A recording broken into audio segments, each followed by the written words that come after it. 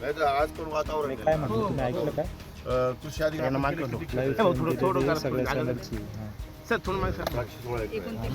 द्राक्ष बागेमध्ये जवळपास द्राक्ष बागा जवळपास 200-250 हेक्टरचं कालपर्यंत आहे. गारपीट जास्त कुठे झाली?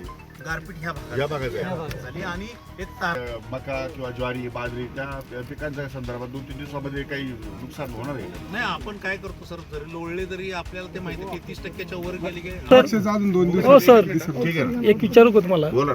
आजी साहेब बोलले का कर्जमाफी होऊ शकत नाही, तो शेतकऱ्याला भेटेल का? आपल्याला रेग्युलर कर्ज भरायचं का बरं लोकांनी भरायचं? आज म्हणजे रेग्युलर असलं त्याला भेटेल. 5-10 वर्ष वाटच पाहिजे कर्जमाफी व्हायची, तोपर्यंत काय भरायचं नाही त्याला त्यापेक्षा बरं मला एक सांगा, आता हे मीडिया चालू आहे, मीडिया समोर असं बोलत नाही. तुम्हाला कर्जमाफी झाल्यानंतर जे पैसे येतात बरोबर. त्या पैशाचं काय करता तुम्ही? शेतीमध्ये गुंतवणूक आहे 1 रुपयाच तरी? नाही बिलकुल सरकार शेतीमध्ये गुंतवणुकीला पैसे देणार आहे तुम्हाला. आता पोखराच्या माध्यमातून तुम्हाला पाईपलाईनला पैसे आहेत, इरिगेशनला पैसे आहेत, तुम्हाला क्रॉपला पैसे आहेत, शेततळ्याला पैसे आहेत, सगळ्याला पैसे आहेत. भांडवली गुंतवणूक कोण करतं? सरकार. शेतकरी करतं का?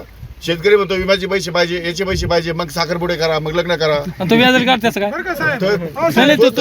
व्याजाला पैसे घेत त्याचं काय? तो व्याजाला काढ त्याचं काय? नाही त्याला व्याजाला काढ त्याचं काय?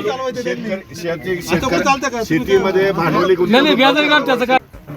आपण सगळीकडे पंचनाम्याचे दिले आहे, चालू केलेले आपण. ठीक आहे, पंचनामे तर करा. हो सर.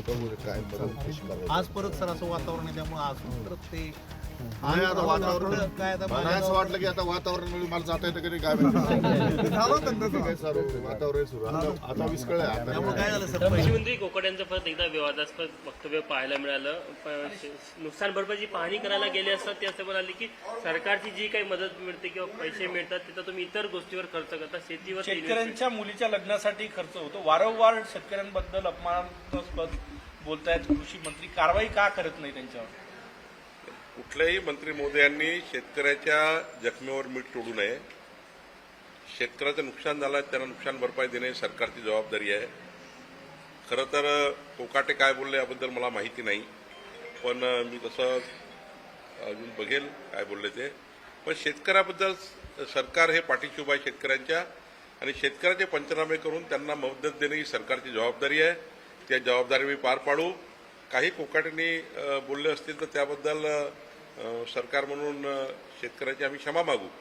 पण खरं तर मला असं वाटतं की आम्ही सर्वांची जबाबदारी आहे. माननीय देवेंद्रजीचं सरकार, आमचं सरकार हे शेतकऱ्याच्या मागे उभं आहे, आणि पूर्ण पंचनामे करून सर्वांना आम्ही शेतकऱ्यांना नुकसान भरपाई